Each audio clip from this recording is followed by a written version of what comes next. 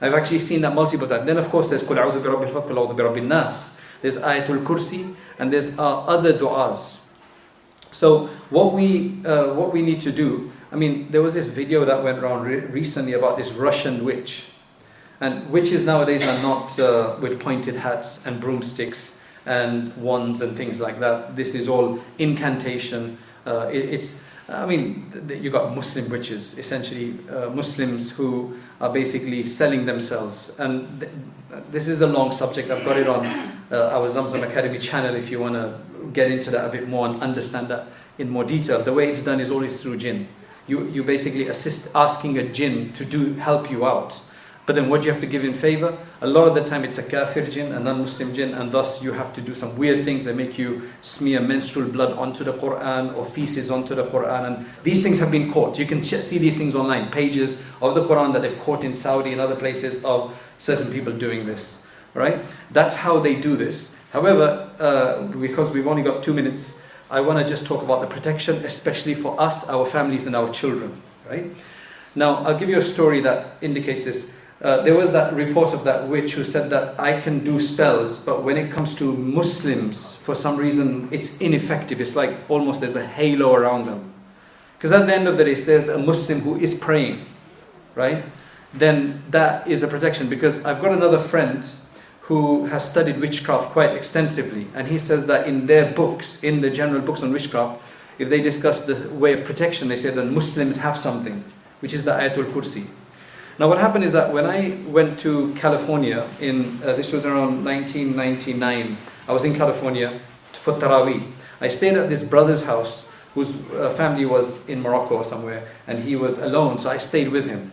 He gave me a room to sleep in, and it had a touch lamp, a long touch lamp in there. You've seen those touch lamps where you tap it, you tap the base once and it comes on, and you tap it again and it becomes brighter, you tap it again and then it goes off, right?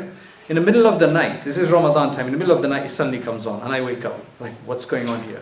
Now the house is there made of wood, right? And there's a train track, so it could have been anything, but you're worried. So then I told him the next day and he said, yeah, you know, in that room, my son saw the devil.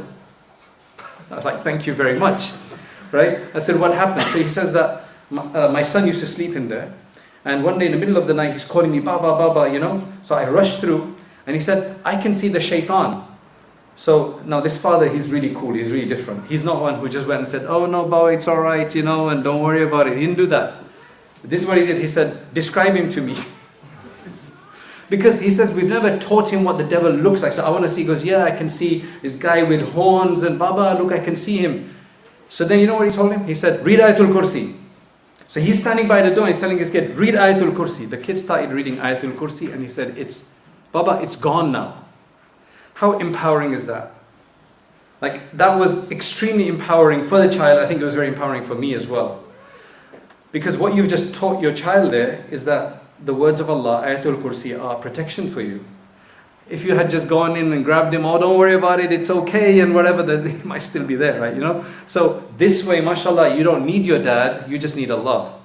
I thought that was really, really powerful, and Ayatul Kursi is extremely powerful. So the suggestion is, and this is what the Prophet ﷺ, despite being the Prophet, divinely guided and everything, he used to still read the Mu'awwidhatayn, Qul a'udhu bi rabbil falaq, Qul a'udhu bi rabbin nas. In another version, Qul huwallahu ahad as well. So you want to read the last 3 surahs, first thing in the morning and last thing at night as well, or after Maghrib, anytime reading. Plus you want to read Ayatul Kursi. You want to read there's other du'as, there's quite a few. Bismillahi alladhi la yadurru ma'a ismihi shay'un fil ardi wa la fis samai was samiul alim. A'udhu bika, and the other one is A'udhu bi kalimatillahi tammati min sharri ma khalaq.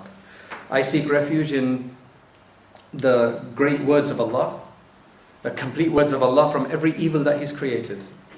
And in the name of Allah, Bismillahi alladhi la yadurru ma'a ismihi, in the name of Allah, through whose name nobody can harm. Nothing in the heavens or the earth can harm. These are very powerful du'as. What we do is we get our children to read them, learn them eventually. When they're babies, obviously we pray on them. And when they're old enough, they learn them and then they read them themselves. We have to empower our children and ourselves. And the other thing is, a lot of the time they say is that when it comes to magic and these things, you don't want to have a shower. Because the shaitan is filth. A lot of people, when they are effective, they don't feel like having showers. It's a really interesting idea.